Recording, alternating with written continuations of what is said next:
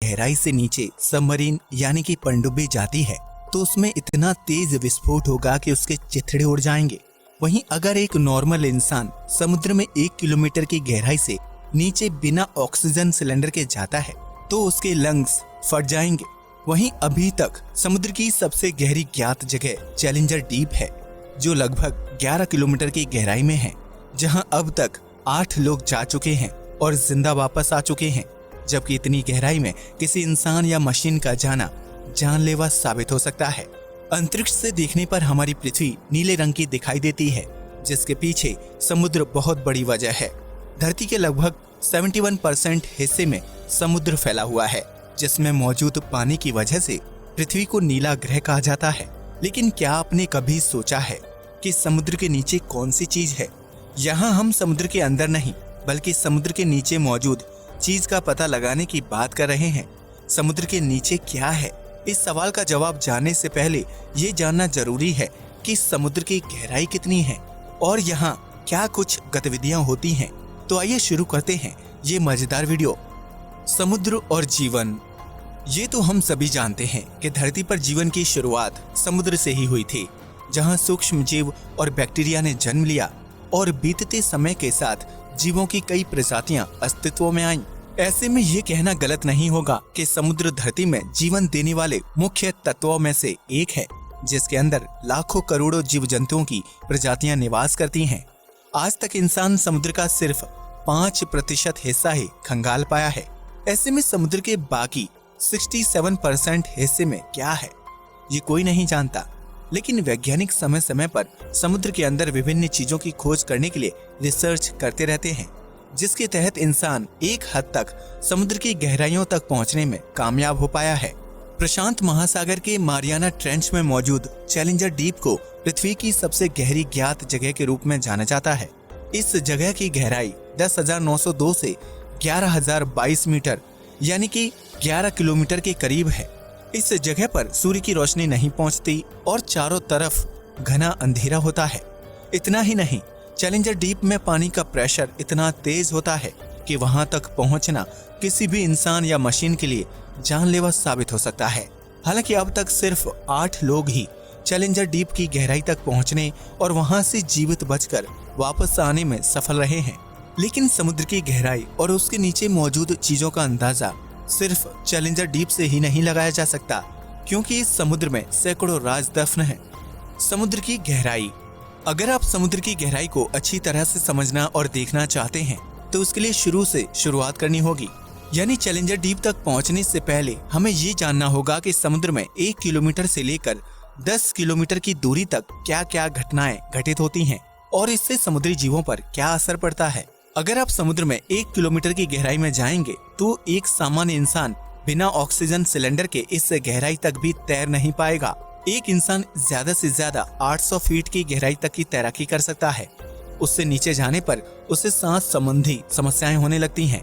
समुद्र में 1 किलोमीटर की गहराई पर जाने से इंसान को बेहद तेज वाटर प्रेशर का सामना करना पड़ेगा, जिसकी वजह से उसके फेफड़े भी फट सकते हैं। हालांकि जलीय जीवों के लिए यह प्रेशर बिल्कुल भी जानलेवा नहीं होता है। इसलिए समुद्र में 1 किलोमीटर की गहराई में मछलियों समेत दूसरे जलीय जीवों की विभिन्न प्रजातियां निवास करती हैं। वहीं समुद्र की सबसे बड़ी शिकारी मछली यानी ब्लू व्हेल अपने शिकार की तलाश में 500 मीटर की गहराई तक जाने की क्षमता रखती है, जबकि आमतौर पर यह मछली 300 से 350 मीटर की गहराई में निवास करती है। अगर आप इससे आगे समुद्र की गहराई में जाते हैं तो आपको 750 मीटर की गहराई में पनडुब्बियां नजर आएंगी। ये पनडुब्बियां पानी के अंदर रहकर दुश्मन देश की गतिविधियों पर नजर रखती हैं, ताकि समुद्र से किसी प्रकार का हमला ना किया जा सके। लेकिन 750 मीटर से ज्यादा गहराई में जाने पर पनडुब्बी पानी का प्रेशर नहीं झेल पाती और कुछ ही मिनटों में फट जाती है। यानी 800 मीटर की गहराई तक जाने पर आपको तापमान बेहद कम महसूस होने लगेगा।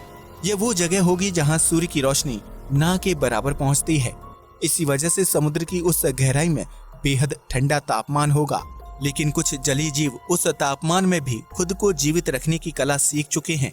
इतना ही नहीं, समुद्र में 800 मीटर की गहराई पर आपको ज्वालामुखी देखने को भी मिल सकते हैं, जिनमें विस्फोट भी होता है और ज्वालामुखी से निकलने वाली गर्मी जलीय जीवों को जिंदा रहने में मदद करती है। इस तरह समुद्र की गहराइयों में 11,022 मीटर तक पहुंचने के बाद आपको घनघोर अंधेरा दिखाई देगा और यही वो जगह होगी जिसे हम सभी चैलेंजर डीप के नाम से जानते हैं। ये गहराई इतनी ज्यादा है कि अगर दुनिया के सबसे बड़े पहाड़ यानी माउंट एवरेस्ट को चैलेंजर डीप में उल्टा डाल दिया जाए तो उसकी चोटी भी चैलेंजर डीप की गहराई को छू नहीं पाएगी और 3 किलोमीटर की दूरी पर रुक जाएगी। हालांकि वैज्ञानिकों द्वारा निर्मित कुछ एडवांस मशीनें चैलेंजर डीप की गहराई तक पहुंचने में सफल हो पाई हैं ताकि वहां के माहौल का पता लगाया जा सके। लेकिन चैलेंजर डीप के बाद समुद्र के नीचे क्या है, ये सवाल अभी भी जस के तस बना हुआ है। क्या है समुद्र के नीचे? अगर आपको लगता है कि समुद्र के नीचे विभिन्न प्रकार के जीव जंतु निवास करते हैं या फिर वहां सोना चांदी मौजूद होगा तो आप बिल्कुल गलत हैं।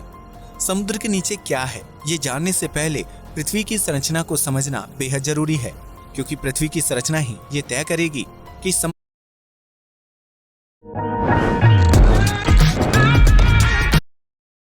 समुद्र के निचले हिस्से में क्या कुछ मौजूद है। पृथ्वी की सबसे ऊपरी लेयर को क्रस्ट कहा जाता है, जहां आप, हम, नदियां, पहाड़, समुद्र और अनेकों जीव जंतु निवास करते हैं। क्रस्ट की ये लेयर 5 से 10 किलोमीटर की मोटाई वाली है। इसके बाद मेंटल की लेयर शुरू हो जाती है। क्रस्ट की लेयर में 1 किलोमीटर की गहराई तक ड्रिल करके तेल और प्राकृतिक संसाधन निकाले जा सकते हैं। हालांकि लगातार होती खुदाई की वजह से आधुनिक समय में प्राकृतिक संसाधन और तेल 1 किलोमीटर के बजाय 2 किलोमीटर की गहराई में प्राप्त होते हैं। इसी तरह समुद्र की गहराई में रहने वाले जीव जब मर जाते हैं तो उनकी बॉडी सालों साल तक पानी में डिकम्पोज होती है और आखिर में कच्चे तेल में तब्दील हो जाती है। लेकिन इसका मतलब ये नहीं है कि समुद्र के नीचे कच्चा तेल मौजूद है, क्योंकि डिकम्पोज की प्रक्रिया सालों साल चलती है। ऐसे में इतनी ज्यादा मात्रा में तेल का निर्माण तो संभव नहीं है। फिर समुद्र के नीचे क्या है? असल में समुद्र के नीचे भी पानी ही पानी मौजूद है, लेकिन ये पानी समुद्र से नहीं आता है। पृथ्वी की संरचना और यहाँ जीवन की शुरुआत होने से पहले वातावरण तैयार हुआ और मौसमी चक्र की शुरुआत हुई, जिसके परिणाम स्वरूप धरती पर सालों साल तक बरसात होती रही। आसमान से बरसते इस पानी को पृथ्वी के जमीनी हिस्से ने काफी गहराई तक सोख लिया। वहीं बरसात का कुछ पानी नदियों और झरनों में मिलकर सीधा समुद्र में चला जाता था। जमीन द्वारा सोखे गए पानी को पहले कुएं, हैंडपंप की मदद से इंसान द्वारा निकाला गया, जबकि अब बोरवेल की मदद से जमीनी पानी को बाहर निकालकर इस्तेमाल किया जा रहा है। हालांकि पृथ्वी पर इंसान का इतिहास ज्यादा पुराना नहीं है, जबकि धरती पर करोड़ों साल तक बरसात होती रही। ऐसे में सवाल खड़ा होता है कि आखिर इतने सालों तक पृथ्वी पर बरसने वाला पानी कहाँ गया? तो इसका जवाब है समुद्र के नीचे। जी हाँ, आपने बिल्कुल सही सुना। समुद्र के नीचे कुछ और नहीं बल्कि सालों साल से इकट्ठा हुआ बरसात का पानी मौजूद है। आसमान से बरसा ये पानी जमीन के अंदर समुद्र के नीचे बराबर मात्रा में फैला हुआ है और सालों से स्टोर है। करोड़ों साल तक चले जल चक्र के कारण ये पानी क्रस्ट के नीचे और मेंटल के ऊपरी हिस्से में जाकर जमा हो गया। इन्हीं दो लेयर्स के बीच हमारा समुद्र भी मौजूद है। इसलिए ये कहा जा सकता है कि समुद्र के नीचे कुछ और नहीं बल्कि सालों पहले बरसात के जरिए धरती पर आने वाला पानी मौजूद है। समुद्र के नीचे बहती हैं नदियां।